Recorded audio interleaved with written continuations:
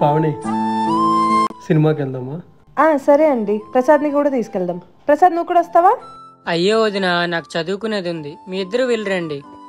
సరే అండి, మనమే వెళ్దాం. ఇంకా సరేమ్మా, వెళ్ళొస్తాం. యాడికిరా వెళ్ళేది? సినిమా లేదు, ఏం లేదు, లోపలికి వెళ్ళండి. ఈ మధ్య మీ సంపాదన అంతా బట్టలకి, సినిమాలకి, షికార్లకే సరిపోతున్నాయి.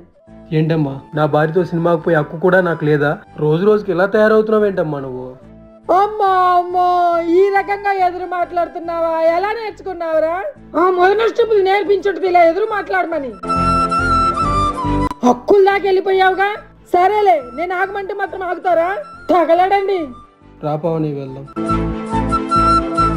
ఈ సూర్యకాంతనే ఎదిరించిపోతారా? చెప్తాం ఈ పని.